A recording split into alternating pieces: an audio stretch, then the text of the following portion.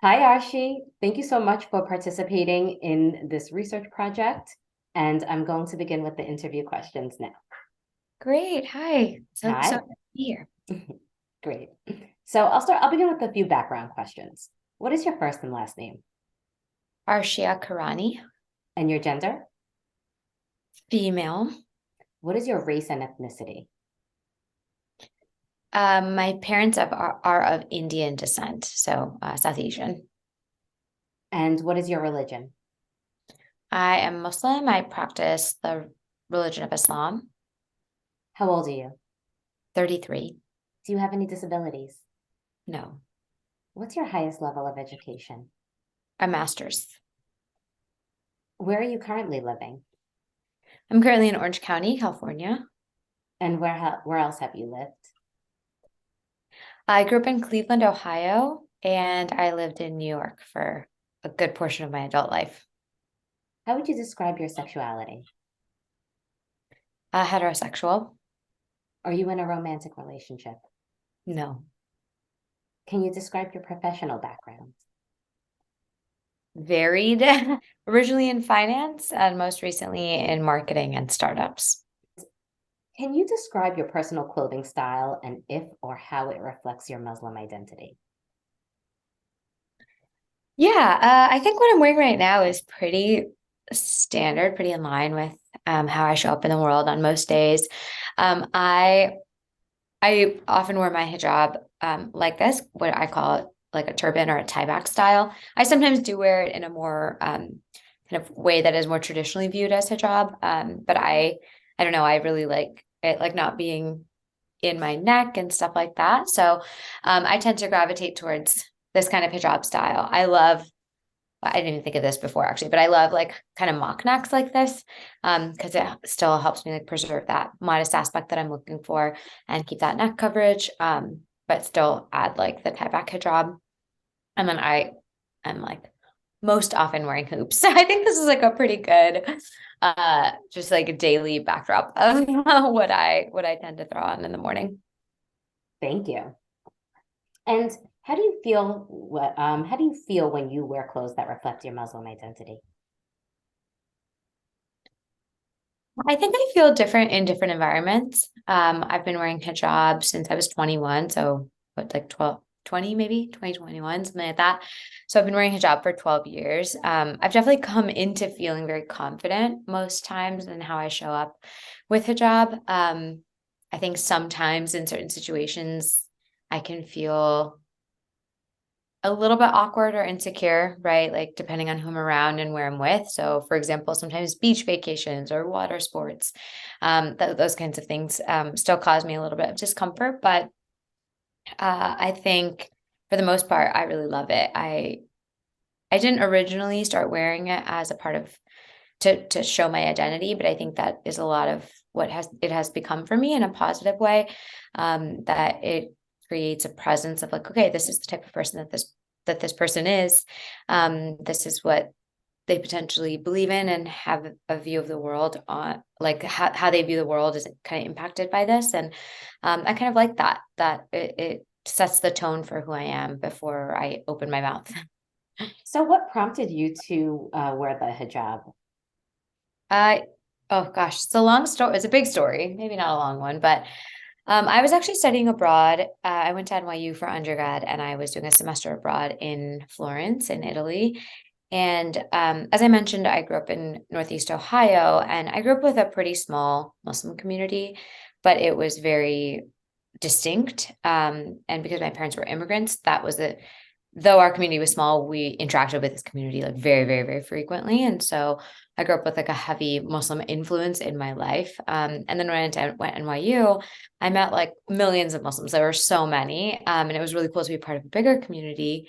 And then when I studied abroad, it was the first time really that I didn't really have Muslim people around me. There was one other Muslim person in my program who I knew like from my previous time at NYU. And he was I think a lot more like regular with just like day-to-day practicing. Like I remember he like found like a prayer space on campus and was like, "Hey, here's where you can pray." And I was like, "Oh, interesting." But like no one else is around. Like should I pray? Like, and so I think I kind of was having this experience of like, what does being Muslim look like when nobody else is really watching, when there's no other real like Muslim community that's holding me accountable, when my family's not around.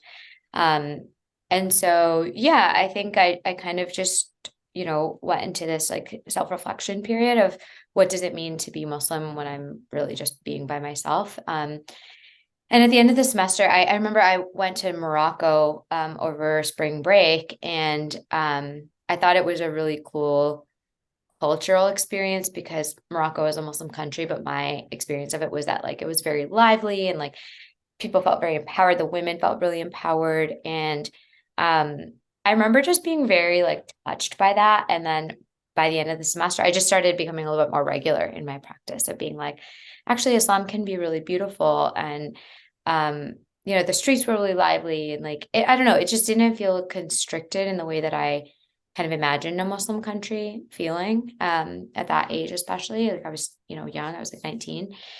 And by the end of the semester, I was like, I think one of the awkward things about when you start wearing hijab is like one day you're not wearing it and then one day you are. So, like people who saw your hair yesterday or saw you dressing differently the day before, or the week before, like the next day they can't or they're not. And so I was thinking about it and I was like, I'm just gonna, maybe this is a good period where like I haven't seen anybody in my home community at school for like 4 months. And maybe this is a good time to like try it out. So it kind of shocked everyone. My parents and everyone were like, what? Like, and I was like, I don't know. I just, I feel like I was just in a moment where I was curious about leaning into my identity. And I didn't really think about it shaping my life in the way that it has. But it was like, yeah, it really like, it was one of the biggest, like, not until this point in my life, like, it was one of the biggest decisions I ever made, like, unknowingly. And that's really a beautiful story, how you had to step away from your day-to-day life to really come back to your roots. Yeah. Yeah. I guess I didn't think about it that way. Yeah. But sometimes it's just like, right, change is the best thing that can ever happen to you in a lot of ways. And I think I've experienced that over and over again with hijab, with my business, with moving, living in different places. It propels you into a different path and a different um plane kind of that you didn't know existed. Absolutely. So tell me what your experience was when shopping or wearing the products that you offer before starting Sukoon Active. Oh my gosh, it was terrible. It was so terrible. I've always worked out. And I didn't like work out when I was a kid, but my mom is a pediatrician and she unfortunately has had a lot of health issues as related to her back. And so she has always put me and my sisters in so many sports. The reason I mention that is because as Muslims and as South Asians, it was really uncommon. Like we were in our entire like Muslim community, only the boys would play sports. Like, but it was the boys and then like me and my sisters who played sports. So I played, competitively through high school, and then I started like working out, going to the gym to like stay active when I, went to college and stuff like that. And um, honestly, I used to wear like a bandana. Or when I started wearing hijab, I had no idea like what to wear. So I started wearing like a bandana to cover my hair. And I would wear my sister's old like maternity clothes. So I had my sister is like 10 years older than me, and she had started having kids. And maternity clothes are like they're bigger, they're looser, they're longer, right? And this is like 2000, what, like I don't know, 2010s or whatever, where like athleisure was becoming a thing, right? So everybody's starting to wear like leggings and a sports bra. It's like the era of like no longer frumpy sweatpant like workout wear. And I always just felt really awkward, but I also was just like, okay, I'm just like going for a run by myself. I'm going to the gym by myself. It's like a quick like 30 minutes in, 30 minutes out. And then and I just hated it. There was nothing, right? And yeah, and as far as hijabs go, like there were options outside of the US, like when I would Google them, and they were like $30 for the product and $62 for shipping. And it looked like a ski, I forget what it's called, like a I can never say this word, like balaclava. I think that's right. Mm-hmm. Right. And I was like, this looks like I'm just going to run. Like, do I want to look like this? Like it's very egg shaped. I always was like, how is this going to stay on? And so it was just really terrible. And I think the kind of like preemptive experience that I was having before starting my brand was when I was in grad school, I had joined a running group, really to be social because I was in grad school at night and I had a full-time job. So my running group was my only social thing that I was doing to like meet people and make friends. And I felt so awkward because I was wearing these like really frumpy clothes, but like we would hang out, we would meet up, we would hang out, like go for a run and then like go for brunch or hang out. And so I was like, this is not reflective of like how I show up in the world. Like I'm not a frumpy person. Like I was pretty put together. And so it was this like really big tension of like this kind of like overlay of like, how do I live into my Muslim identity and this choice that I've made and also like fit in and be friends and with people and show up in the way that I'm proud of showing up. So it was awkward at best. Oh man, I can imagine. Now I'm going to transition and we're going to talk a little bit about the Islamic modest fashion market in the United States. So, about the start of your company, how and when did you think about launching Sukoon Active? After I joined that running club in grad school, I ended up meeting cool people through there. And then I ended up reconnecting kind of like separately socially with a couple of friends from NYU who were like alumni and older than me. And they were like, oh, you like, what have you been up to? And I was like, oh, I joined this running club and blah, blah. And they were like, oh my gosh, a bunch of us are actually running a half marathon. And by this time I had graduated from grad school and I had way more time. And I was like, oh, that could be fun. I could run a half marathon. And so I signed up and I was living in New York City at the time. And this felt like a kind of a big deal because I had never I never considered myself a runner. Like I used to play like softball and tennis and soccer and stuff. Like I used to play team sports in high school. And I signed up for this race and then I started training and this pain point of continuously like experiencing like just not having the right clothes. And I started increasing my runs, right? So I went from like 3 miles, then I was doing 5, 6, 7, right? 10, right? And so the pain point was getting worse as the miles increased. And I never really talked to anybody about it. And the race was in March, and it was in Washington, D.C. And so I ended up driving down with a bunch of these like new friends that I made. And it's March and it was kind of cold and rainy. It was kind of one of those weird weather fluctuations where it's like kind of sunny sometimes and kind of rainy sometimes or whatever. So I was wearing this bandana and it wasn't even like a bandana that I bought because regular bandanas are like too small to like cover my hair. So I asked my mom and I was like, Mom, can you just kind of make me like a square bandana that's like a little bit lighter and like softer and like bigger so that I can tie it? And she was like, sure. So she made me one. And so I would kind of rotate between these, like one or two that I had. And during the race, I was wearing the bandana and then it was raining and I had like a running poncho, like with a hood. So for most of the race, it was raining and I threw on my hood at some point. And then I kind of like at some point felt my bandana kind of slip and I like didn't do anything about it. I was like, okay, I'll get to it in a little bit. And I was running and I was about halfway through my half.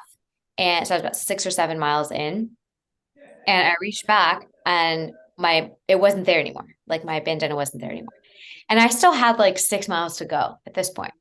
And I was like internally freaking out because I was like, what am I going to do if it gets really hot? Like, what if I get really hot? What if the sun comes out? What if it stops raining? Like, and then I was like looking around and I was like, well, I'm not running by any of my friends. So like, then there was this weird internal conversation I was having of like anonymity being like, well, nobody here knows that I wear hijab. Like, does it, what, and I was having this like crazy internal dialogue as I was like getting deeper and deeper into this race. And very honestly, it just kind of sucked. Like I made pretty good time and I got to the end of the race and, all the post-race things happened, but I just kept my hood on the whole time and like it kept raining. So it was fine. But I think like the experience was tainted because of this. And tainted is like really strong, but I think it's kind of like when I think about it, it's kind of like as if, like that feeling of when your sock is slipping in your shoes.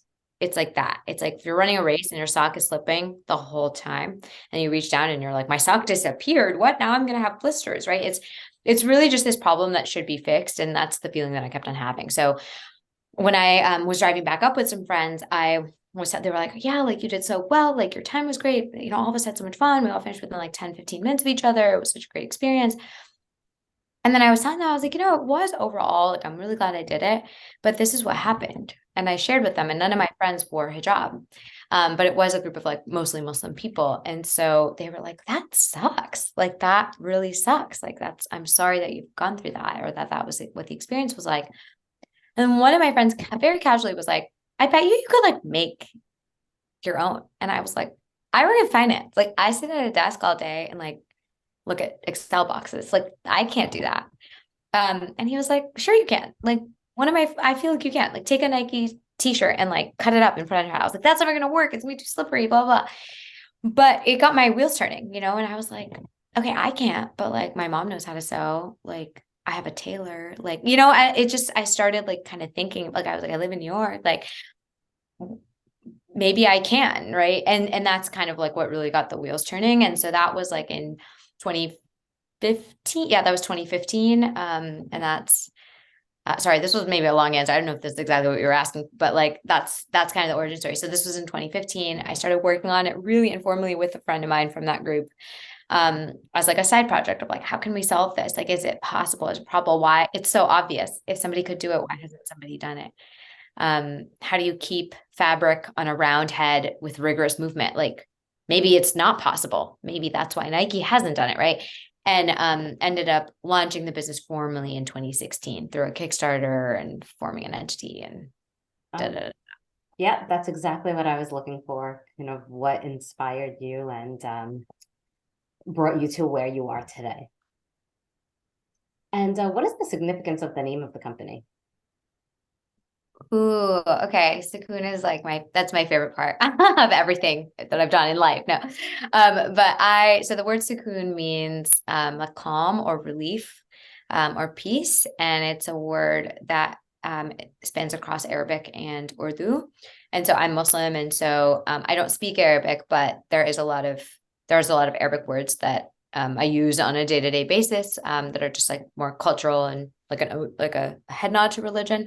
But the other thing is that Urdu has a lot of root words that are from Arabic as well. So it translates across both like my own personal culture and then my Muslim identity. And I just love this word. I remember once I was visiting one of my college friends, and she was living in Jordan at the time. And I had never really noticed this word sukoon before, but we were walking past this mural, and she was like, I love this mural. And I was like, what does this mural say? And she said, it says sukoon. And we started talking about it. And we were like, she was like, oh, this could be a cool tattoo, or like, I love the way it looks in Arabic.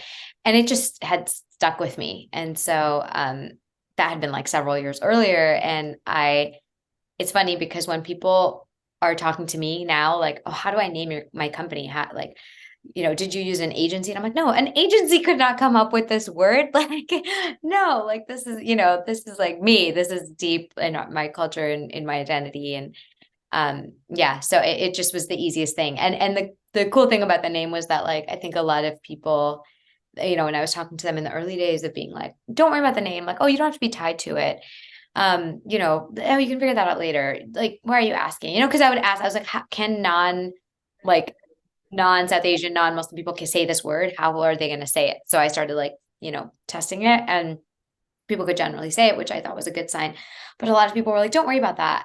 But I think for me, by putting a name on it, like before it was an entity, before it was anything, like on my calendar, I'd be like, oh, I'm gonna work on Sukoon all day on Saturday. And like, or on, at night when I come home from work. And it gave it a personality, like it gave it a presence and like a grounding in my life. In a way that like I think without that name, it's like I don't know if I would have felt so connected to it early on. Like if I had designed something and then been like, oh, how do I name this? But I think a lot of what I was trying to build in product came from that name, from the significance of the feeling and just the feeling and emotion that I felt so much when I was running that race, and what I wanted to feel instead, right? And that really drove the ethos of not just the brand, but every single product that we've ever built. Now, that's really amazing how meaningful the name is to you, your identity, and your culture. Thanks.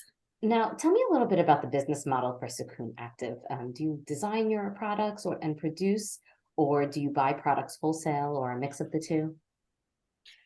Yeah, we are a direct to consumer brand. When I say we, I'm a solo founder.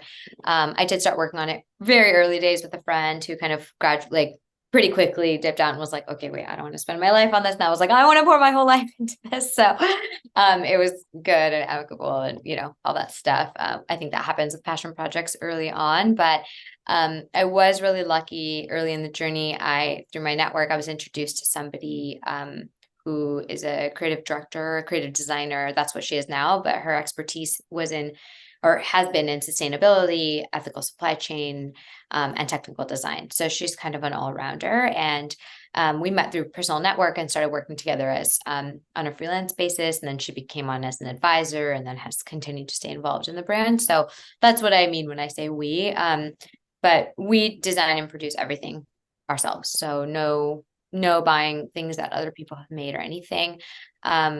I think that's why it's been like a really slow process for us because again, like nobody has really, I mean, and I still feel like I can say this, but there hasn't been that much innovation in this space. I have never claimed to be, especially when I was starting to run this brand in like the late 2010s, there were all these headlines like the first Muslim woman to do the first Black Muslim woman, the first South Asian, like these headlines were everywhere. I have never claimed to be any of those. There have been activewear hijabs designed before, there will be again. But I really do believe that the innovation has been really flat in this space. And I think a lot of that is because most people who are designing in this space are doing it for the money. And I think that's where I really come in of like, I've been active my whole entire life. I've been active my whole entire adult life. I've worn hijab for 12 years. And it's like, it feels like that should be the simplest thing ever. But even like, there's a lot of other brands where it's like, they're really great at hijab, they're really great at aesthetic, but it's like kind of clear once you wear the product that they maybe don't do rigorous workouts. So the product, I think for me and my creative director, she is incredible. She's been a designer in the active space for years. And so I think what's really cool is like she's not Muslim and she's actually originally from Sweden. She's been living in the US for a long time, but she kind of brings this different finesse and like aesthetic to the product based on like her pure expertise. And even recently I was talking to her, I was like, why is this interesting to you? Like our job is so hard. Like we're trying to make the impossible, it seems sometimes. And I think what's really beautiful about it is that she's like, from a design perspective, I love the challenge, and she's like, and for me, she's like, Archie, like me and you have been working together for so long. Like, she's like, she also is like a very active person. She's like, I've poured my heart into building these products. And she's like, I work out and I get so much joy from it. And you're my friend. And I can't imagine you not having this if you want it. And I just thought that was a really beautiful response. And I think, again, like to me, all this stuff, it just goes into our design. We think through everything, we really try to think through everything ourselves before we hand a product over to a focus group so that we can get real input. That's really how we approach it. And I think it's just so important to have the input, you as a founder, a Muslim woman who wears the products because you know what the needs are. Mm-hmm. Yeah. And I think there's like this interesting separation of like, okay, what works for me also might not work for every single Muslim woman. And I think that's like also an interesting dynamic that I've had to like kind of come to terms with, like, maybe some people won't like our product. And like, it's, I think it's really been a journey of being like, okay, can we be everything for everyone? Maybe not. Is there still room for feedback and improvement? Like, absolutely. And there's a line of like, if you take it personally and then just being like, maybe somebody else has a different need than I do. Of course. And there are other brands that can fill those needs. Now, do you sell online and in retail locations? Just online. So we're direct to consumer only. Kind of in our final sprint before the pandemic, we had started to get into some boutiques in the Middle East. So that was kind of a cool opportunity. We had like 2 orders. And that was like really close to right before COVID. So that was a really cool experience. It was actually just a customer and she had found our product and she had ordered it overseas and she loved it. And she was posting about it a ton. And she was like, actually, this is my dream is to like open a boutique and a studio. Would you be interested in like selling your product there? And we were like, wait, yeah, cool. And then she did it in the time that she was a customer. She launched that boutique, did our first like wholesale order. It was a really cool experience to be a part of that. And now mainly online, correct? Yeah. And now mainly online. Yeah. Yeah. Great. A lot of people had to shutter retail during the pandemic. Now, I know you sell activewear. Can you talk about the types of products you offer and your price point? Yeah, so for us, our core product has always been hijabs. That's what we want to be known for. That's what our primary offering is. And in this space of like, marketing and production and stuff, it's like that's our hero product, is our two hijabs. However, I think even just going back to that origin story that I was talking about, like wearing my sister's old maternity clothes, like hijab and modesty goes beyond just wearing hijab. So you could wear hijab or not, and you could still dress modestly. And I think the big need there is that, especially, thinking again about athleisure, really form fitting, like sheer, like often just a sports bra, right? There's not really a modesty component built into athleisure as we know it today. And so we do also offer, so we offer two hijab products. One is kind of structured actually like this. One has a little bit more coverage around the neck, for people who are more comfortable that way. And then we also, as a part of our core product lines, have offered two tunic style shirts. So what that looks like is that, actually one of them has like a neck really similar to this. The other one also has like a high neck. They're long sleeves, and they're more tunic length. So they like cover your like butt essentially. Mhm. Yeah, so those were our other two core products. And then we did launch like a couple of accessories. We had like a sticker kit, we had headbands for people who don't wear hijab but still want to support. Excuse me. And then we also had like a tote bag as well. Okay. And do you envision expanding your offering? In an ideal world, yes. Yeah, I think for us, it's really just about capital constraints. So it's honestly, we have these like backup designs of like sweatshirts and like outerwear and even like a legging, a jogger, stuff like that. And, a hat, stuff like that.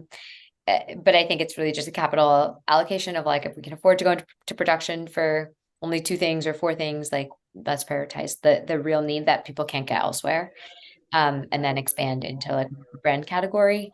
I think in terms of innovation, what is really, really needed in our community is swimwear. And there are some really cool brands, especially internationally, that do a really nice job of modest swimwear that has this great aesthetic and feel. But I think some of those products also, like when you put like they have like a swim cap hijab situation, but like you can't if you dive into a pool or the ocean, it'll come off. So it's more so it's just like you can like gently plunge and like you won't get soaking, like it's yeah. So I think there is still honestly and if anyone is seeing this and there is something out there that works, I just don't know of it. So I want to say that. But we often still get messages of like, when are you gonna do this? And we even have people who have bought our product over years and wear it in the water because they're like, it's still better than other alternatives, in terms of especially the hijab options. Wow. It's a big need in our community for sure. Now, can you share a little bit about your role in the company and what a day would look like for you? Yeah. So as I mentioned before, I had started my career in finance. I have no formal training in fashion or operations, anything like that, marketing. Um, and when I started Sukoon, I think a lot of it, honestly, I just dove right into product. For me, product was everything, and um, for me, I was like, we don't have a business if we don't have product. And so I think, even just looking at the 3 years that I was full time, I was mostly focused on product and supply chain. What that meant was, so I'm not a technical designer, but my like the original designs of the product were like me trying to do, so I couldn't even draw, honestly. Would I when I was living in New York, I like went to the fabric district. My family, as I mentioned, is South Asian, and so I don't know if this is true for all South Asian people, but like I don't know, I think like my mom and my family is like really tied to fabric. And I kind of realized really early in the journey that like for somebody who is not focused on apparel or fashion or anything, like I had a pretty good sense of fabric and fabric composition. That was like really informal knowledge that was passed down from like my grandmother and my mom. Right. And it's like, so like through like, even like saris, saris should be silk, and like, dupattas of outfits are net, or like polyester is not good and this is too slippery, and cotton is too hot, or cotton is perfect, or a light cotton is perfect for the summer. And I realized kind of early in the journey that like this was all like really informal information that was passed down to me. And I kind of started to lean into that. So I honestly, for like the first year, I really went and just like did a lot of like exploring in the fabric district, learning. I would talk to a bunch of people and be like, what, when I went to started going to sample rooms and a lot of that kind of stuff of just like, how do I learn about this? And as I got more familiar, I started to have a really good sense of like, because I wear hijab, of like what's going to stay on my head. Right. And so I think there was like a lot of just like self-education that was happening. And then as I was buying some of those fabrics, I used to buy fabric glue and then just like glue them together.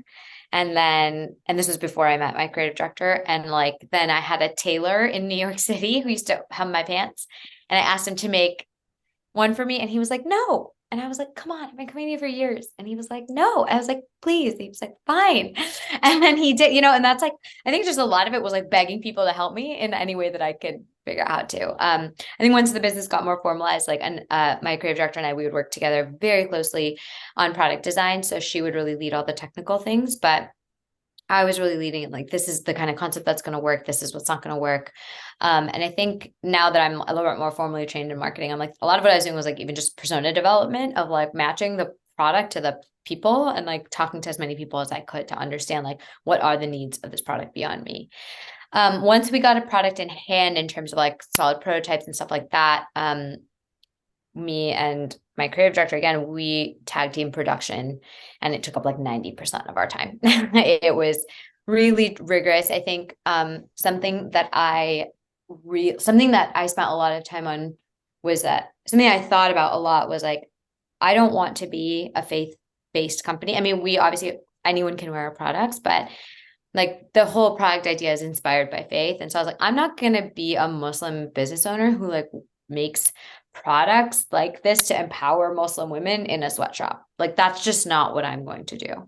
And I told myself that from like day one. And my creative director, she also is specialized in sustainability and ethics. And so I think from her, I learned a lot more about like, what does it really mean to be sustainable? What is it really like? What is a sweatshop? And also like, what are all the other unfair labor practices that are out there? So we really spent a lot of time like cultivating a supply chain from like ground up. So we ended up over like a year and a half, we ended up working in Portugal with like a small family owned factory. We were working with like 16 vendors that were all like within an hour of each other. So it was a really tight supply chain. And I was going to Portugal like once a quarter almost to like manage everything and, build relationships and all that kind of stuff. So production took up an astronomical amount of time, probably too much. And I think for me in retrospect and is like, I spent all of my time on production and really didn't think through like marketing plans and like the rest of operational stuff in the way that I should have. I was a really young founder, and it was like, for me, I was like one step at a time. I wasn't really thinking strategically as to like, how can I move the entire business? Like what happens when the product is done? And so I think that was like a big learning, but yeah, learning production and studying production, studying fabrics and like stitches, all that stuff. Things I never thought I would learn or know how to do. I learned how to do. Wow. I know life is just like it's a lifelong journey of learning and education. It is, yeah. You don't And even some know what you don't know until and some of our like, biggest learning opportunities come from the mistakes that we made. yeah, yeah, of course, absolutely. So now that your company designs and produces, your own products, can you talk about your design and product development process? Yeah, can you explain what you mean by design end? Yeah, like where do you draw inspiration from? How do you Hmm. go from the concept to the final product? Yeah. Um, where do you source the materials? Are those also coming from Portugal? And you already mentioned that you produce in Portugal. Yeah, so we're also right now we're in the process of kind of changing it up. We are most likely moving production away from Portugal. Portugal was amazing because you can do what I mentioned, which is like it's you can have a tight supply chain because they are able to produce a lot of great sustainable fabrics there. They can do active, and you can just keep your supply chain like really close together, which is not only economically beneficial, but also from a sustainability standpoint, you're reducing your carbon emissions from everything moving around and all of that.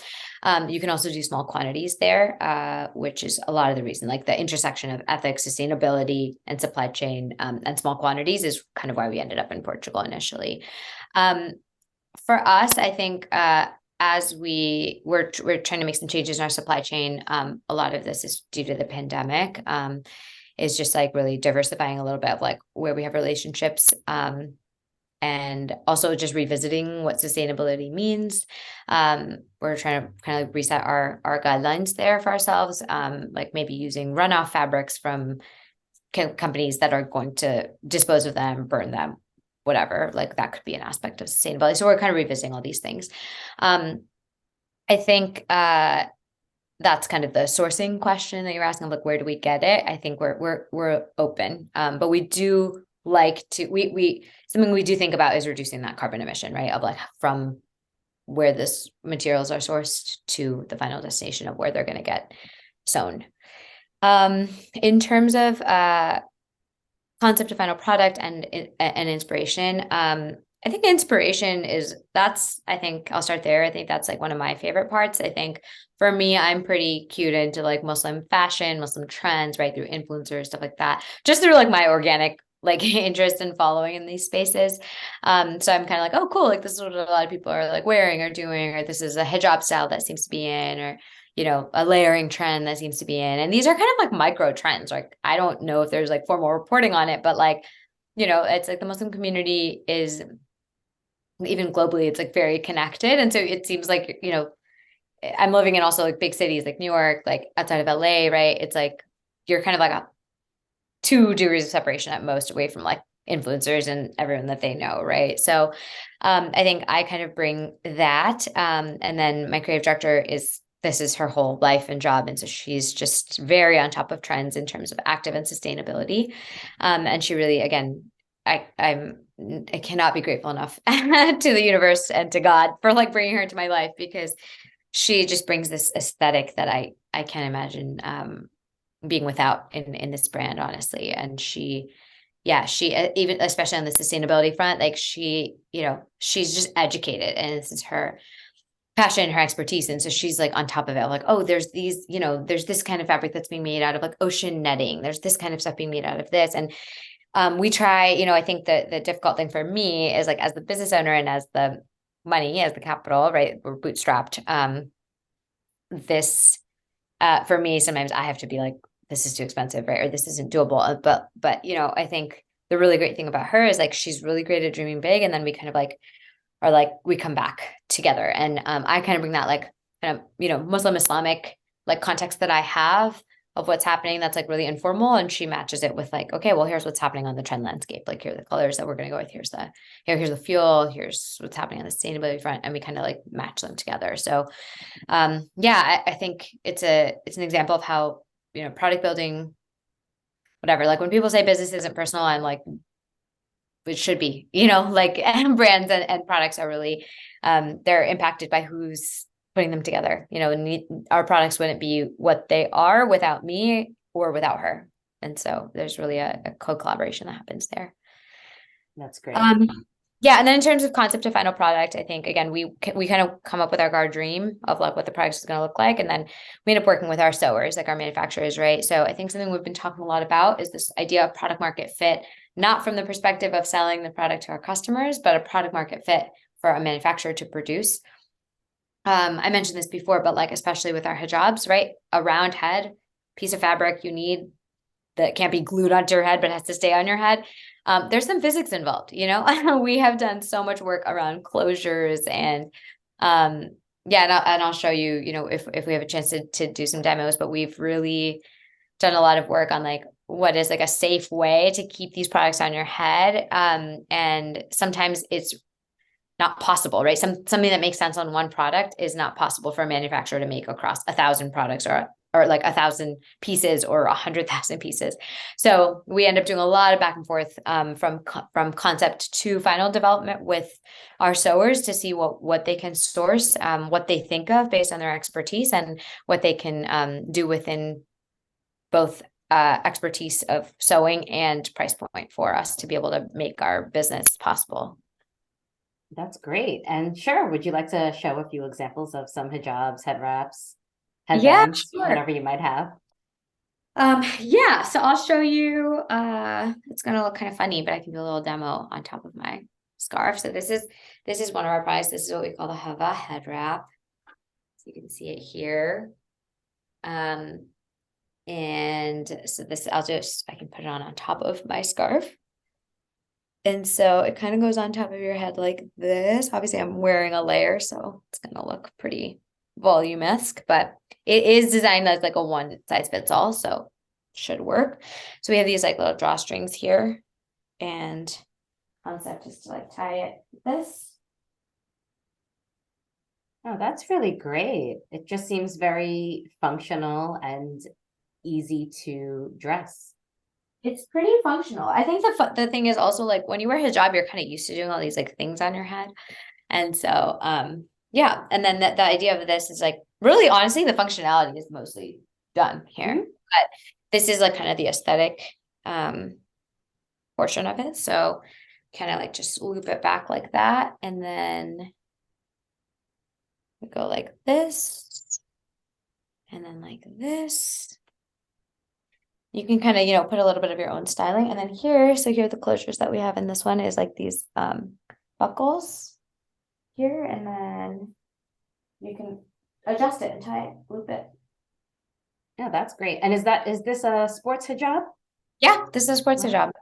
Yeah, so this is we did, wow, it looks so great. It does. It's Nicely probably done. surprised I haven't worn it in a while. I'm like, it's weird to not do it in front of a mirror, but yeah, so this is, you can see it looks very similar to like what the hijab was that I was wearing before, but like there's no pins. Like usually in my regular hijab I have a pin, and in my regular hijab that I was wearing I wear an undercap to prevent it from slipping. And so this is all like a one piece, like you don't need an undercap, it stays on. You can, that's where like the tightening function, so it has two tightening functions, is you can tighten the outer layer and you are tightening the cap. So by doing that, it's not like completely foolproof. Obviously, like, something can always like come off or loosen or whatever. But like, I usually test these products across like a HIIT workout, yoga, and running. That's kind of like my litmus test of like, can it withstand different postures, right? Your head moving in a different way, like just like a constant speed of movement over 30 minutes, 45 minutes, and then HIIT, right? So a lot of movement of like your hair and just like everything else. Yeah, so that's one of them. Yeah. Uh, And do any other brands offer like functional sports hijabs like this? Not like this, no. Okay, so this is what really makes these pieces different than what's available Yeah, on the market. yeah, not like this. I do have kind of I do have like a bunch of others that I have, and I can kind of show you what they look like. So this is our other core product. This is what we call the Hava hijab. And so this is what it looks like. This is kind of the side shaping. Nice. And yeah, so this one really similar concept, or sorry, really like similar in terms of like functionality, but like kind of a different aesthetic concept. Kind of looks like a little space cadet. And we have these clips in here, and what you do is you take the clip here, you pull it through, and then you take these clips again, and actually I'll show you before I pull it through. So on the inside, there's these like loops here, and this is like an elastic loop, and there's like you can put the clip through it. So it allows for adjustment, and there's like a non-slip component in there as well. So sorry, this is like a little challenging with like a whole nother scarf on. But it's like that, and then you just loop it in, and then you just do the same on the other side.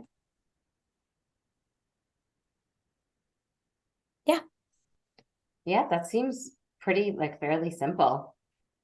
Yeah. And again, yeah, so like, yeah, I just love it. I mean, I think like, the shaping really took us quite a long time to get so that you don't have that like really sticky feeling that a lot of other sportswear jobs have. And there's like a little bit of styling, like looping and stuff here as well, which is nice. And yeah, honestly, I love both of these products. I wear them interchangeably. I wear them a lot. I think for me, because I generally wear like more of a tie back style, I tend to gravitate towards this one more in colder weather, like especially when I'm hiking or anything like that. But yeah. Oh, and one other feature that I love, love, love. I'll show you in the other one is, so as you can see, this is like a weird product to store, right? It's like, how do you fold this? So something that we did is we made this like pocket feature inside. And so you just grab it and turn it inside out.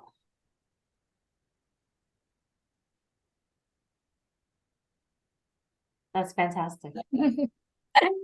Yeah, and it's really, I think I love that feature. I think because it's like you can just store it like a pair of socks.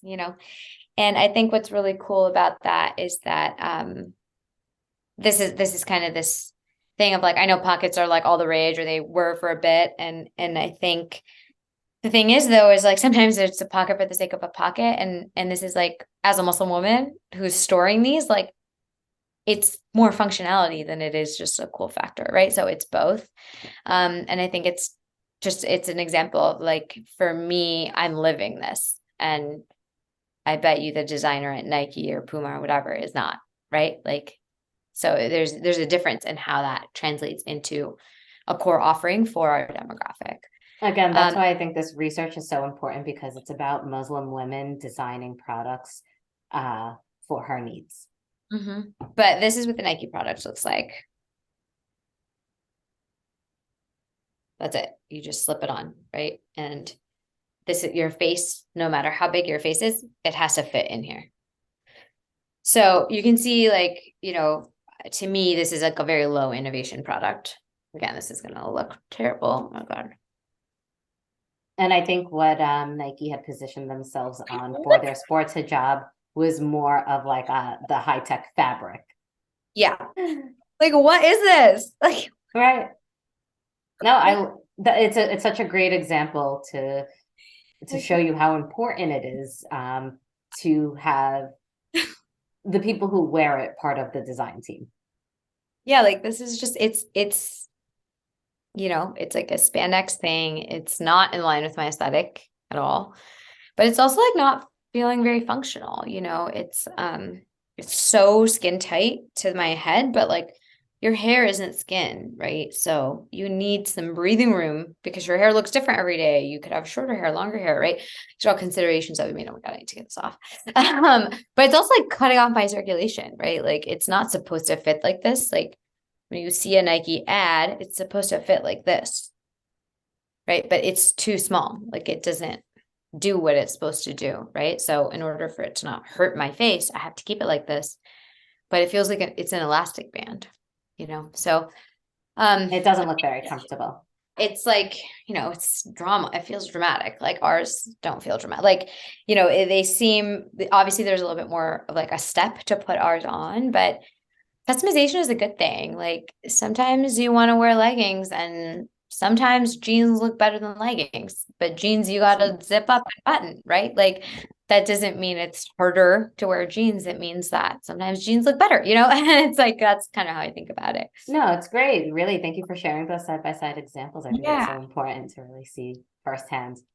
Yeah. And I would love to show you, I mean, I won't put them on, but I'll just kind of show you. I have like our shirts too, so you can see, right? Like just do a quick thing. So I'm kind of wearing a tiny bit of a longish sweater, but the idea here, same thing. So you can see this is like a longer tunic, right? So it's still, I mean, I think it's still pretty flattering, but it covers, right? It covers your hips, has that length there.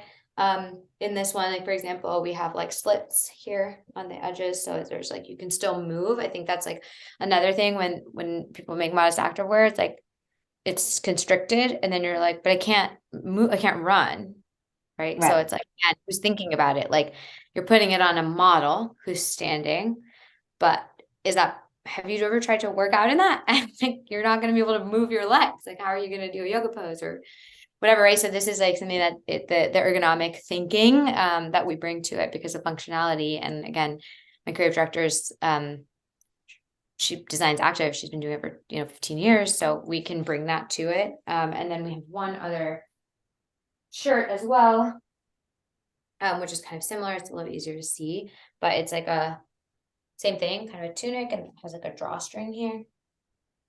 So you can cinch it or you don't have to cinch it. And then same thing, it kind of has this like high-low feature here. So you can move. It's kind of hard to see. But yeah, I think, we've really put the thought work into designing for us. And the really, really cool thing is that so many people who are not Muslim have reached out to us. Like something really interesting that we found was like with the hijabs, a lot of Black women reached out and like loved our head wraps because of our sustainability component, we use a lot of natural materials. So our first production run was actually merino wool. In our most recent one, we've been using more tencel based and tencel cotton blends. And so our products are good for your, like they're toxin free, they're good for your skin. We've also had, interestingly, like really, really like light skinned people be like, I get burned really easily in the summer. And so I want a long sleeved, lightweight shirt and to protect my shoulders and my arms. And they like love our shirts, so it's really interesting because once you start putting these products out there, it really like, you really are like, wow, I didn't even think of that use case. And yeah, we've had a lot of those like kind of like sub communities emerge over the last couple of years. That's amazing. And this is actually a perfect segue because I want to kind of chat a little bit about your customers. Tell Mhm. me a little bit about your customers. Who are they and how do they interact with your brand? Yeah, our primary customer base is Muslim women. Funnily enough, when we were starting our brand back in 2015, we really were like, should we talk to Muslim women? Like, should we call our products scarves or headscarves, or wraps? Is it going to offend people if we say hijab? And we started using kind of this like vaguer language, like beating around the bush of like calling it a hijab, and we realized we're talking to nobody. And so we quickly pivoted and we're like, nope, this is a hijab company. And so our demographic is primarily Muslim, Muslim women. We definitely started doing the persona development, around Muslim women in the US. But we found a really big following internationally. I mean, as you can imagine, in the Middle East, even from a price point perspective, something really interesting that we started to see was that, like, people from other parts of the world, I mean, partially because of shipping and stuff, but they wouldn't just buy like one or two pieces. They would buy out everything we have in the collection, every size, every color. And it's like they were clearly, getting it for family, for, friends, themselves, right? Multiple colors. And they were taking a risk on it. These were new customers like who had, that just wanted access to this product. So that has been pretty cool. That's fantastic. And how do your customers find out about your brands and how do they purchase? Yeah, so we launched kind of in the early days of e-commerce, kind of in the upswing. So I think just like we got a lot of organic following on Instagram. That being said, we originally launched our brand via Kickstarter, and our Kickstarter, this was in 2015. I had a full-time job. I didn't know what a Kickstarter was. I was launching it, I was running it, I had a small team of friends helping me out. And I had joined this little direct-to-consumer product meetup group, and I met like 5 people, and a couple of them had done Kickstarters, and a lot of them had hired, but they had like, I think most of them had hired like agencies to run their Kickstarter and stuff. And I was like, I can't do that. Like, I don't have money for that. So, one of the benefits that these agencies would provide is like they would a lot of times like hook you up with like PR and newsletters and whatever. And I was like, well, I'm not going to do that either. So I just started writing my story and pitching reporters. So I did like a guerrilla marketing campaign all by myself where I wrote my story in a bunch of different ways. I had no comms training. If I look back at those, I'm going to be like, oh my God, why did I write my whole story in this way? But I did this a million times throughout our Kickstarter campaign, and one reporter from Huffington Post Religion picked up my story. And once she picked up my story, it went viral. This was like in the middle of our Kickstarter campaign. So, and this was like after other departments of HuffPost rejected us, but, or like didn't pay attention. But once HuffPost Religion picked it up, HuffPost Video picked it up, then Upworthy picked it up, then da da da. So it kept going. Within 3 months, we didn't even have a website. We were on Al Jazeera, ABC News, Allure, I don't know, BuzzFeed, like we were on everything, which was super cool. And yeah, just awesome. So I think because of that, we had crazy high brand awareness from the beginning. And again, we were kind of like small fish in small pond, like we were not that big, but like we had like a big name somehow because we were like new to the space and we were women owned and POC owned and, all this stuff that was like really buzzy at the time. So I think because of that, we have pretty high brand awareness still, even to this day. And yeah, but other than that, just regular D2C stuff like influencer marketing, affiliates, ambassadors, building a digital community, newsletters, and paid marketing. Okay. And how much interaction do you have with your consumers, and who is interacting with them? I think I have, I think I have pretty strong interaction with my customers. Something that I never thought about when I was starting my brand was like my own personal reputational risk and like what it means to develop a personal brand and how important developing a personal brand is in a brand like this. There are not that many Muslim women business owners who put their face on stuff like this, like in the world, and for better or for worse. And so I think yeah, I think from the beginning, I was really intentional. Like I was always reaching out to people, asking for feedback, curating focus groups, all of that stuff. That was all me. And I think weirdly, like this just happened to me a couple of weeks ago, but as you know, like we have taken kind of a break during the pandemic and we're resurfacing a lot of our brand. And this was wild to me because we haven't actively sold anything in a while, like in probably a year at least. And even that was like really low volume before. And I went to a yoga class in Orange County, like not that long ago. And I walk in, I was running late from work and I walked in like 2 or 3 minutes late. And I walk in, I noticed that there was another woman wearing hijab. And I was like, this never happens. Like I always come to the studio and like, I've never seen a hijab. Like, that's kind of cool. I walk in, I'm 2 minutes late, we're doing like a flow. And then the yoga teacher stops. He kind of like stops for a second and he looked over at me and he was like, oh, you're new to the class. And I was like, oh God, I hate it when they do this. Why is he calling me out? Like, I know I was late, like whatever. And then there was me and like this guy, I never even go to guy led yoga classes, but he was also South Asian, which was like also bizarre because it was me and then this yoga teacher. And then one over from me, like not next to me, but every other, was this other woman who's wearing hijab. And he like looks at me, he looks at her and she's looking at me and she has this huge smile on her face. And she's like pointing down. And I was like, what is happening? And he's like, do you guys know each other? And I looked down and she's wearing Sukoon. Oh, that's amazing. It's And such a small world. I was like, what is happening? I was like, this has never happened. She had the tote bag. And I was like, what is happening? And she's like, kind of. And like, this is in the middle of the yoga class. And I was like, kind of like, and it was this weird moment. And like, of course, like then we talk after and stuff. And it turns out she's like, like she's married to my friend's cousin or something. And she's like, I've seen your product, I buy your product and da-da. And it's like, yeah. So I think like, it's like stuff like that, which is like really funny because I think like with a degree of separation, a lot of people have touched our product, like of people that I know, right? Like a Kickstarter campaign is designed to be like your family and friends. So a lot of my first customers were people that I knew in my network, but after that, it was like a second, it's not that hard to get to like a second or a third degree person. So it's pretty cool. I feel pretty in touch with my customer base, for better, for worse. Again, like I think I never really anticipated like Sukoon being so much a part of my social life as much as it is a part of my personal and professional life. That's amazing. Yeah, it's cool. And what kind of shopping experiences do you want your customers to have? That's a really good question.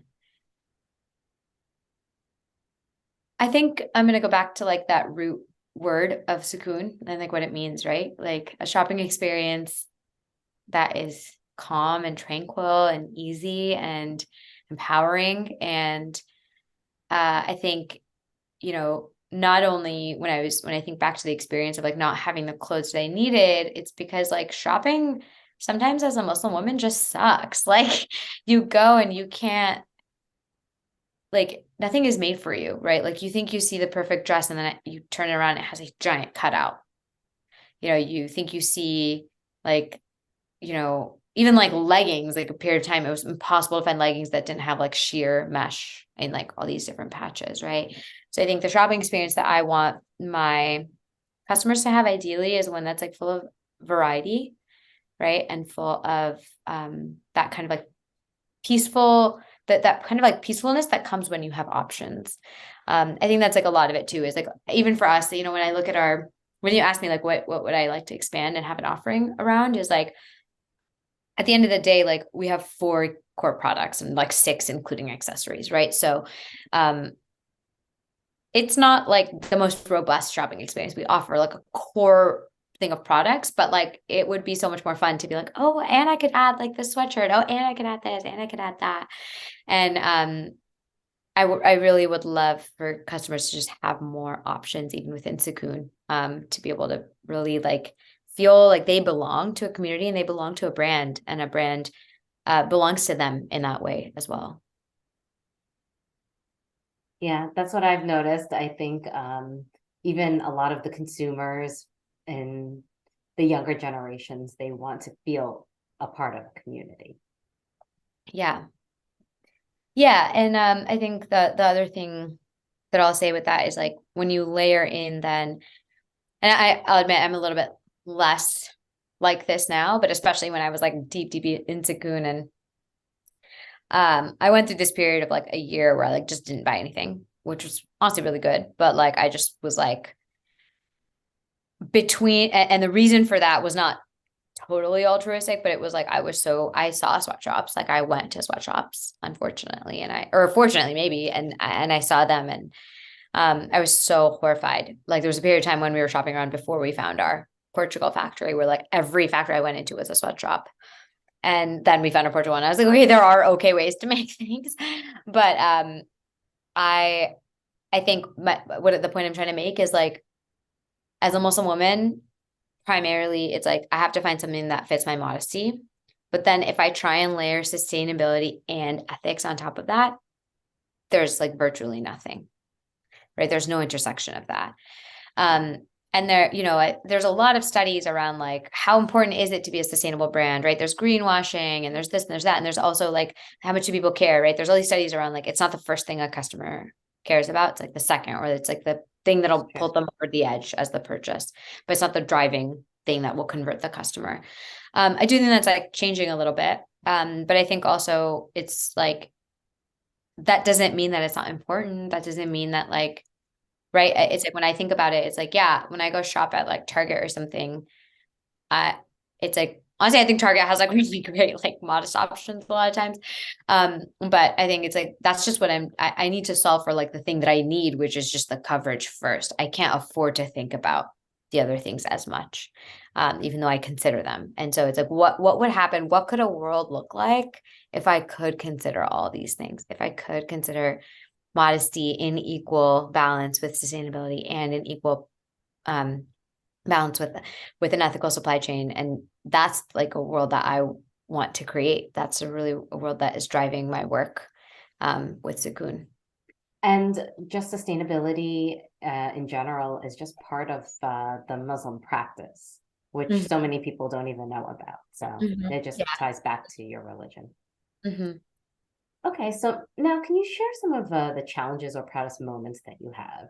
Um, Maybe what is the most what are you most proud of in your brand so far? Hmm. Yeah. It is extremely challenging to get a product to market. And so I think just getting a product into the market is probably one of the greatest accomplishments of my life. It's something that I'll always have, it's something I'll always have with me. Um, I think That's one thing. The second thing is being part of the conversation around Muslim women and our identities and our place in this world and our place in this in Western culture. I feel very fortunate to have been part of the earliest conversations in the media, in culture, even adjacent. Like I'm not famous. I'm not trying to be famous, but um, I think that the people that I had access to, that I could share a perspective on what a Muslim woman can be and look like in this world and in this time period. Um, it was just the best. I mean, it was such a privilege to be a part of those conversations and to be able to represent people that are like me. And I felt and still feel tremendous responsibility to do that in the best way possible. There's so many assumptions. I mean, the bias that comes with asking questions to Muslim women is insane. And when we were running our Kickstarter, we did our entire Kickstarter with no paid media, no paid marketing. Our whole budget was $700. We raised $27,000, and it was scrappy, like so scrappy. And I started getting all this media attention. And I remember in one of the earliest interviews that I had, I was like, I shouldn't say the news outlet, but one of the earliest ones that I had, the first question, there was no opener in the interview. It was like, it was something along the lines of, how does being active play into a 9/11 Muslim personality or something? And I remember thinking, there's no relationship between being active and me and 9/11. Like, why is 9/11 in this question? And one of the first things I did was like, I ended up coming across somebody in my network who is an NYU alumni. And I started talking with her, and she was a consultant and she had done a lot of comms training, and I hired her. She was the first person I ever paid to do anything for Sukoon, because she just trained me on how to talk about being a Muslim person without getting into rabbit holes on terrorism, which is insane, right? Right. Because if you think about that, I mean, it was the best money I ever spent, because that comms training stayed with me forever. But like, being able to like, one, afford to pay her, and then to get that training. But then also, if you think about like the impact on your business, like if I didn't pay her, where else could that money have gone? And this is just like it highlights like a challenge that Muslim women have and that POC have, of like dedication of resources, that somebody who doesn't look like us and present like us can dedicate emotional space and capital resources towards other things in their business, right? That are going to yield revenue. So yeah, I think just having it was a tremendous, like, it was just character building. Honestly, it was a privilege. Like, I never take that lightly. I never take that lightly, that like nobody asked me to speak for them. But things that I say are reflecting on women in my community, whether I want them to or not. And so there's a responsibility associated with that I feel really, yeah, both like a little bit scared of, but also like grateful to have had the opportunity to do that.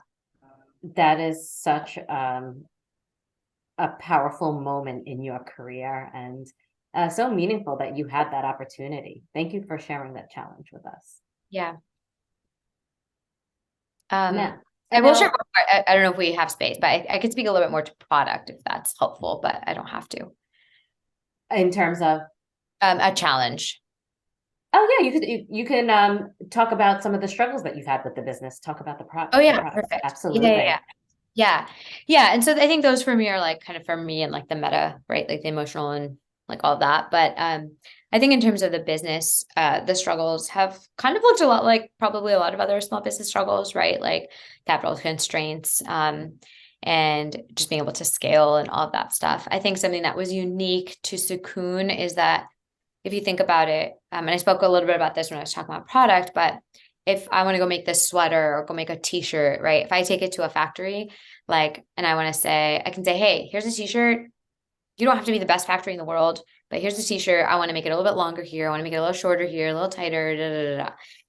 And they're gonna be like, cool. And you can work with them on how to do it. Hijabs are not so simple because like they're so detailed, as you saw in the demo, and factories don't know how to make them. And so I think that was like when I was saying like where I allocated so much of my time, like it was more than a regular company would have to, because there was so much training and buy-in required to get a manufacturer to want to make the product. And so that was like really rigorous of just like relationship management and like language barriers and all of that, of just really creating that buy-in and that relationship, because without a manufacturer, you don't have a product. You can have a prototype, but you don't have a product. You don't have a product you can sell over and over again and make money. So you don't have a business model, right? And I think one other really big challenge that kind of relates back to, it's both a business challenge and is along the lines of kind of what I was speaking to before, of just like this responsibility and the perception of what this brand is about, was I really got caught up in this idea of fundraising. I think about it differently now. Like, I think I could have done like some PO financing perhaps. But I don't know. I think I was like in this era of like DC, and all these founders around me were raising, and I was in these circles, and I was living in New York, and I don't know. I think I just kind of got caught up in it. I thought I needed it, and there still is a business case for raising money, but I was getting all these meetings, and I'm very fortunate. I mean, I've cultivated my network, but I've also just had access to network through the schools that I've gone. I have to acknowledge that there's privilege there through the schools that I've gone through the educational circles that I've been in. And so in a lot of ways, I was like running alongside like the white man who could get intros, warm intros. And I would get those intros. And the meetings were condescending at best. And so I was spending all this time. And I remember like I would take meetings with people to fundraise for Sukoon. And I remember one female founder, and it was a female founder fund. She got on the phone with me and she was like, do you really think anybody in America is going to be wearing hijab in the next 10 years? And I was like, why are you on the phone with me? Like, why are we in this meeting? And I asked her that because this was like near the end of I had met like 50 investors at this point. And I asked her, I was like, why are you taking this meeting? And she was like, what do you mean? She was taken aback, right? Because that was like rude. And I was like, no, really, if that's what you think, why are we on the phone? Because you're never going to invest in my business, and it was like that's where it was like a business challenge, but also just like a perception and maybe being too early and all of this stuff. And it was like, um, yeah. And there were things that would happen like that all the time, even within my own network, people I know that were like, oh, that's just a little hijab business, things like that. Yeah. That can And be so discouraging along the way. And, yeah, even if she were to want to invest, is that somebody that you would want to be a part of your yeah, brand company? and DNA. Exactly. Yeah. And so I think, this kind of really that now at this point in my career, what I really think about is like, what is the role of VC financing? And that's where I bring it back to the business, right? Of like, what is the best for the health of a small business? What is the best for the health of a small business that's owned by a person of color, a woman of color, right there? It just goes deeper and deeper. And I think for me, if I could do it over again, I would never have gone down a fundraising journey, because it burnt me out, and it really, I know that fundraising is like a high risk, high reward game, but I think for me, like now my bias is definitely against it. I think there's so many other things I could have been doing for my business that would have been generating revenue, as opposed to like trying to chase a future that maybe wasn't for me. And I think again, sorry, not again, but on a broader business level too, something that's like, I really went into this business being like, Sukoon is going to be the biggest global activewear business for Muslim women in the whole world, right? Like, it's like all these big words. And I realize now it's like, maybe every business doesn't have to be the biggest business in the world. Maybe a really great business is something that can pay me and like 3 other people year over year with growth and impact the lives of the people that are buying it, of the people that are buying it. Right. And so I think my definition of success for businesses, for small business, for a business that I want to run, is also different based on the business challenges that I had.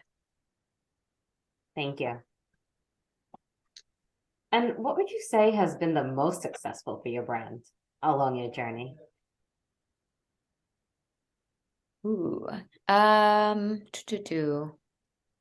What do you like? Do you mean like from a business metric perspective? Do you mean from a It could be from a business metric perspective or a personal. What do you feel has been the greatest success in your business? Hmm.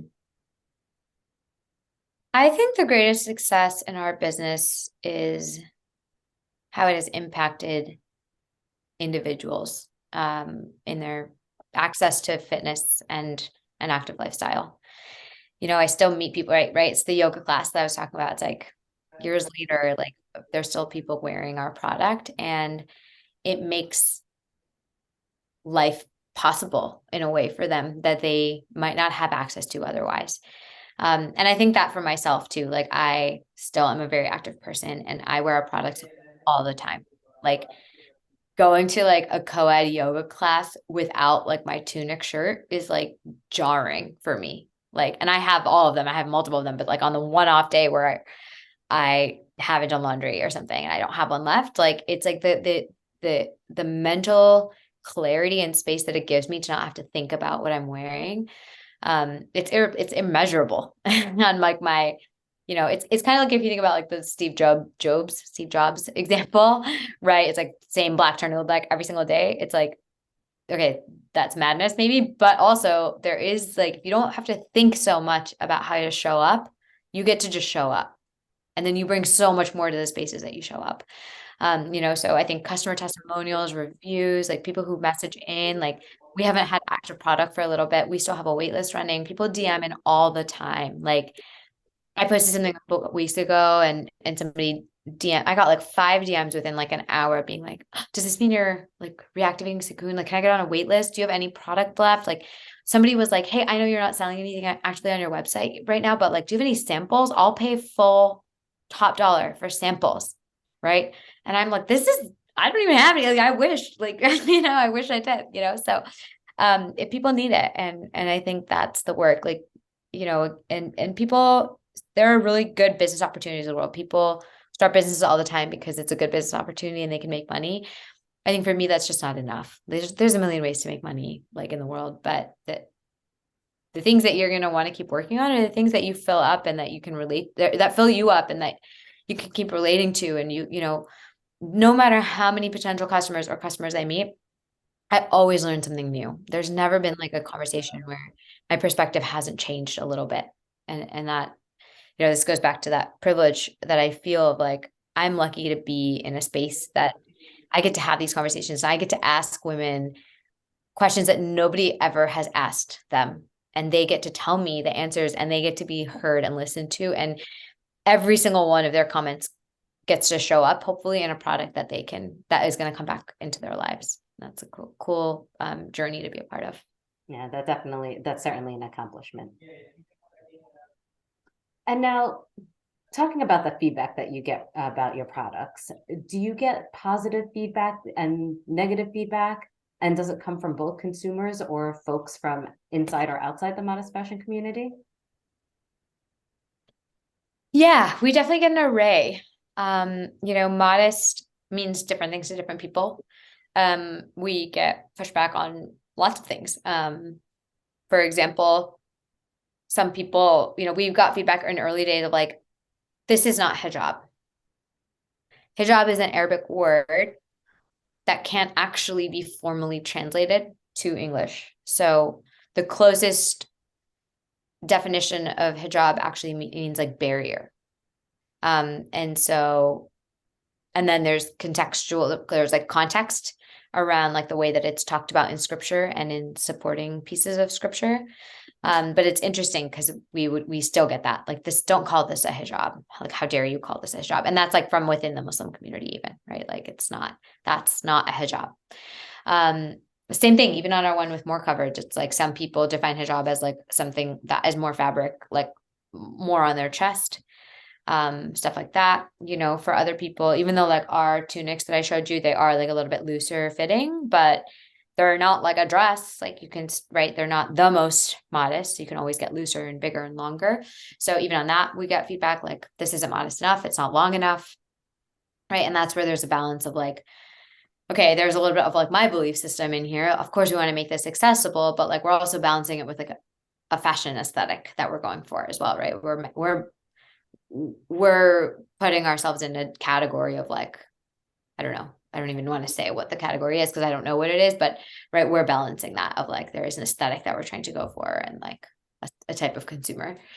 So Right. yeah, Modesty means different things to different people. So yeah, it does.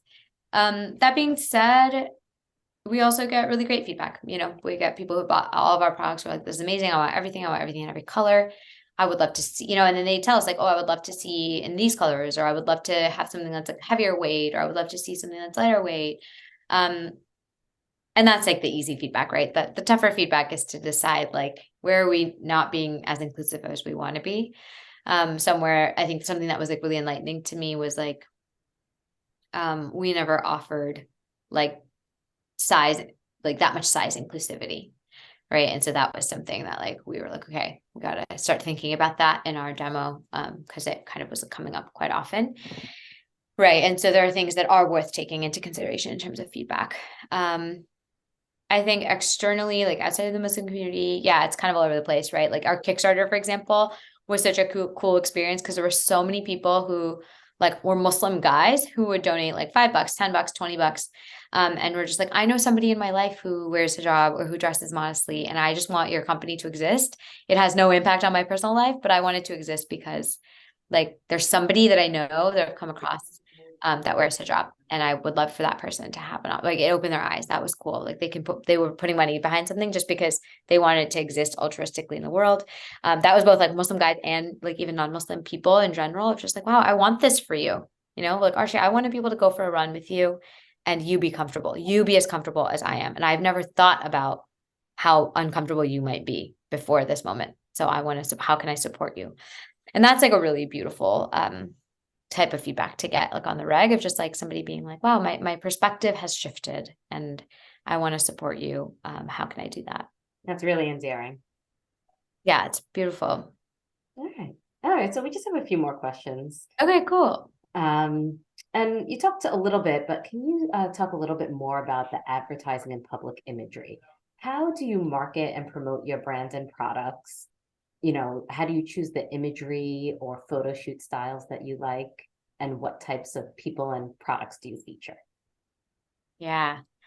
Ooh, photo shoots are fun. They're like the most stressful. I'm sure you know this, but like they're the most stressful days in some ways, but they're also super fun. You get to be really creative. You get to see your collection come to life, right? Like until then, it's like you're doing like gritty. Like a lot of times you're just like sitting on a Zoom call with a manufacturer that you don't want to talk to and they just want to talk to you, or I don't know. It's like it's not as tangible. And then one day you get your product, you get your collection and it's there and it's tangible. And you get to bring it to life. And so, yeah, again, I'm gonna just credit my creative director. I've worked with her on certain ones, but like she is like this is what makes her excellent at what she does. Is like from the time we pick fabric, she has an idea of what it should look like in a photo shoot, right? So like the whole, and she starts her journey at fiber. So like she's thinking about this is how this is going to feel. This is the kind of shoot we can do. This is the kind of aesthetic we can have. She's thinking about that before anything feels real to me, which is like really, really cool. I think for me, one of my favorite shoots that I did. So Sukoon, I told you, has obviously roots in Urdu and in Arabic. The other word that you'll see kind of across our branding is Hava, and it's HAWA, and Hava means wind or like air. It means air in Urdu, and we had done we had done a focus group around it. And then I realized after the fact that like it also Hava is the name for Eve in Arabic. So actually it's like interesting because it's like origin. And that was actually what we were going for, that this is kind of the new original collection because we had done like a full redesign of our products based on our Kickstarter. And so even the colors that you saw, like the pink and the blue, a lot of what we think about in terms of design too is like, how are Muslim women perceived and how do we want Muslim women to be perceived? So much branding around us, even in the active space, is like just black and navy and white and gray. It's like very safe. And we had capital constraints. So we're like, okay, we have to provide black because black is black, but like, let's be a little daring. Like, let's put Muslim women in clothing that like they're not usually perceived in. So I just loved this word hava because like the materials that we were using were like a tencel, and it was just so airy. It feels like butter. It feels literally like butter on your skin. It's so nice and like cooling, and just immediately reminded me of air. And so we did this shoot, and it was like it was like a really chill shoot, but we had our manufacturer send us, after all the fabric was made, I had him send me a bunch of fabric. And I found I wasn't even living in LA at the time, but I had come out here for something personal, and I was like, I want to do a shoot.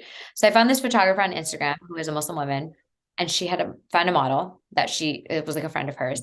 And I was like, I want to do a 2-hour shoot where we go to the beach and we just like play around with like fabric. And that's it. It was the simplest shoot I've ever done. Photographer with one camera. We had a reflection sheet, me, the model, and the clothes. And it was so fun and beautiful because like it was this beautiful SoCal day, and like I was like literally just like holding the fabric, and it was like rippling in the air. And then we had all these amazing shots of her wearing like these pink and blue products, and the sky was like bright blue, and it was just so cool. It was like the epitome of like what felt like free. And it was so cool because Muslim women are not depicted this way. And there is like, so even now, like Muslim women are now like, things are changing, and like a lot of times are really depicted as like edgy and streetwear and personality and da. But like this pure like joy of like bliss of being outside and being open, and all these associations of airiness and lightness. Like I had never seen that before. And so it was really cool to be able to produce that.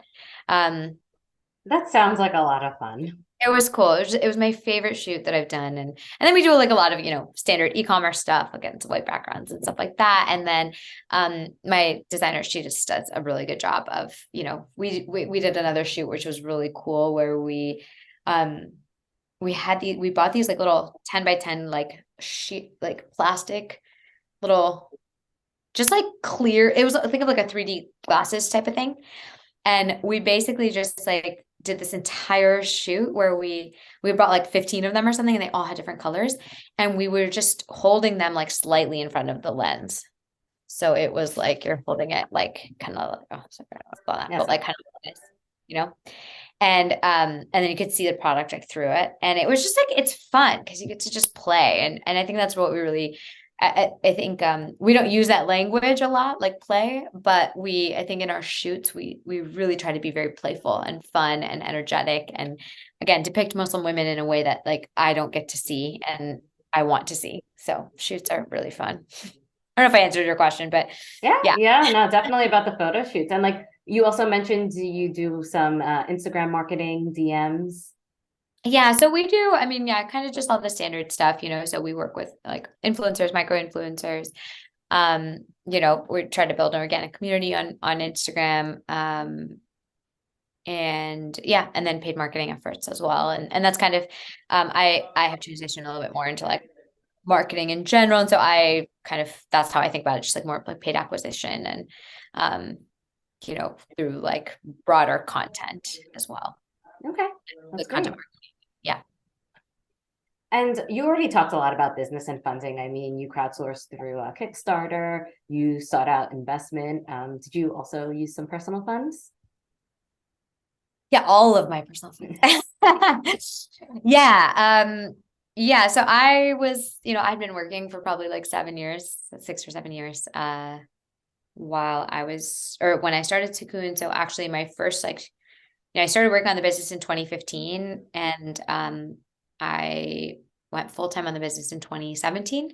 So we did have like that roughly 30, it was like 27,000. So roughly $30,000 of kind of like seed money to get started on like real iteration and stuff around prototyping and to fund our first production run. But I did put a lot of my savings into it. And I also just worked multiple jobs. So when I quit my job in housing, I actually had asked, I went into my boss office and I was like, okay, I want to quit, but also I want to consult. And they were really nice. I had been there for like 3 years. It was a small company. I had a really good relationship with my managers and stuff. And I was like, look, I have to go full time on this because I have to see if it turns into something. But like, I also need money, and I love working with you guys. And I think, you've trained me, and I love housing still. So like, I kind of had a really lucky setup, at least for that first year, where I continued to consult for them. So it was really good. At least it like paid for my rent and basic living. And then, yeah. So I did try to continue to do consulting throughout. And then, and I, just to be very honest, my family was hyper supportive, and my parents definitely provided some support during that time too. They were really supportive, which again, I'm really grateful for, because in the South Asian Muslim daughter community, like that's not very common. But my parents actually, I remember, were the ones who told me to quit my job, which was shocking because they always never understood like my career path. My family's like, I don't know, everyone's a doctor or like works in STEM, and I was doing this thing where I was working a full-time job, and then I would at night work on Sukoon, and they could kind of see me like burning, right? I was tired all the time. And I remember I went on like a little weekend trip with my parents, and they sat down with me and they were like, how's it going? And what do you think? Whatever. And I was talking to them about it. And my dad was like, I think you should just do it. Like give it a shot. We'll support you if you need. And I think I never would have really done that if it weren't for them, because I would have, I don't know. I think it was like, it felt scary to like be like, okay, what if this fails? Like, what if I have to move home? What if I need something from them and they hate me? Um, and but they were very supportive of that. And I did really try to like support, sustain myself as much as possible. But there were moments like, especially in that year, kind of before COVID, like they really supported me financially, like, especially for a year. And I feel very lucky to have that. I know not everybody has that. But it was really instrumental in me getting as far as I did in my business. Great. I completely understand because I come from a South Asian family. Um, Parents were doctors, and I went the fashion track. I know everyone's like, do you really have to do that?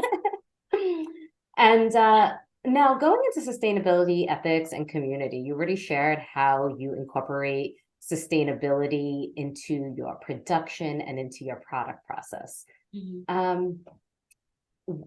even with your employment. Mhm. Now, what time do you do any type of community outreach, CSR activities? That's a great question. Honestly, that's really where I wanted to get to, and kind of went on pause on the business before that. So my master's is actually in policy. I worked in finance, but I worked in affordable housing. So my master's was in policy, and honestly, that's a really big interest of mine in general. So I was speaking a little bit about like, right, just high level, how do we like reduce carbon emissions from like fabric moving from one part of the world to another part of the world. But we never got to a place of really measuring that, like in a way that I found really interesting. We did The one thing that we would do is we were using this. Oh gosh, I can't even remember the name of it, because they were like local in New York. Oh, Fab Scrap. They were called Fab Scrap. I don't know if you've heard. I know them.